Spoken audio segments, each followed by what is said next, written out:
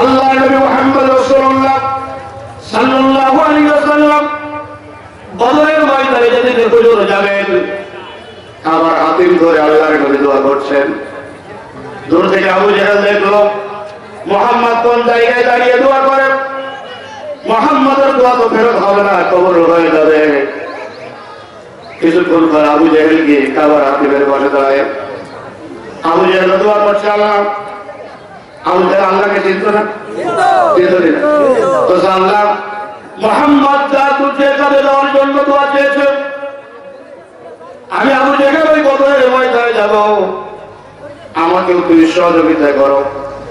আল্লাহ রাব্বুল আলামিন অরক্ষেই বলল, আবু জাহেল লানাতুল্লাহ আলাইহিম আজমাইন, শুধু আল্লাহর লানত না, গোটা বিশ্বে যারা লানত পেয়েছে সব লানত তোমার উপরে। তুমি তো যাচ্ছ আমার নবী মুহাম্মদ রাসূলুল্লাহ সাল্লাল্লাহু আলাইহি ওয়াসাল্লামের বিরুদ্ধে তুমি দাঁড়ানোর জন্য। আমার বন্ধুগণ, যদি শুধু আল্লাহ বললেই যদি হতো, আবু জাহেল আল্লাহকে চেনে, আবু লাহাব আল্লাহকে চেনে, আমার দুশ্মনের নেতা নেত্রীরা আল্লাহকে চেনে, ওরাও কিন্তু নামাজ পড়ে, ওরাও কিন্তু ফজর আদায় করে, তাহাজ্জুদের নামাজ পড়ে, কোরআন তেলাওয়াত করে, তাসবিহ হাতে জিকির করে, তাদের ইবাদত তো কোনো অংশে কম নাই। তারাও তো এই ঈমানের আল্লাহর উপরে, কিন্তু ঈমান আনেনি শুধুমাত্র আল্লাহর রুবুবিয়তের উপরে। ঈমান আনেনি কিসের উপরে? রুবুবিয়তের উপরে ঈমান আনেনি। এই জন্য আমার বন্ধুগণ, ঈমান আনার সঙ্গে সঙ্গে যখন বায়াত গ্রহণ করি,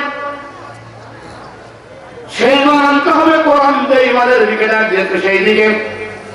আল্লাহ রাব্বুল আলামিন সূরা আলে ইমরানের 193 নম্বর আয়াতে বলেন, ইন্নানা সামি'না মুনাদিয়ান ইউনাদি লিল ঈমান আন আমানু বিরাব্বিকুম ফাআমান্না। আল্লাহ রাব্বুল আলামিন কোরআনুল কারীমের আয়াতে বলেন, ঈমান আনতে হবে রবের প্রতি। এই জন্য রব কথাটি উল্লেখ করা হলো। আল্লাহ যখন মানবেন, যে নামাজ পড়ে না আল্লাহ তারও খাওয়াবে, যে নামাজ পড়ে আল্লাহ তারও খাওয়াবে। যে ব্যক্তি শিরক স্থাপন করে আল্লাহ তারও খাওয়ানোর মালিক, তার ব্যাপারে আল্লাহ তাআলার কোনো সিদ্ধান্ত নাই, শুধুমাত্র আল্লাহ তাদের ব্যাপারে সিদ্ধান্ত গ্রহণ করবেন। ইন্না বাদশা রব্বিকা লাশাদীদ, যদি আল্লাহ পাকড়াও করবেন সেদিন কঠিন হয়ে যাবে।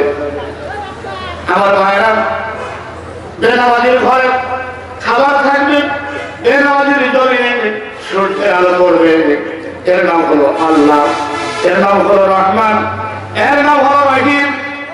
কিন্তু রবের কারণে রুবুবিয়তের অর্থ হলো, যখন রুবুবিয়তের প্রতি ঈমান আনবেন, রুবুবিয়তকে যখন মেনে নেবেন, সঙ্গে সঙ্গে দুনিয়ার মানুষের তৈরি করা সমস্ত আইন ও কানুন বাদ হয়ে যাবে। মানুষের কোন আইন কানুন তো করা চলবে না। রুবুবিয়তের অর্থ হলো, যিনি খাওয়াবে তিনার আইনই মানতে হবে। কার আইন মানতে হবে?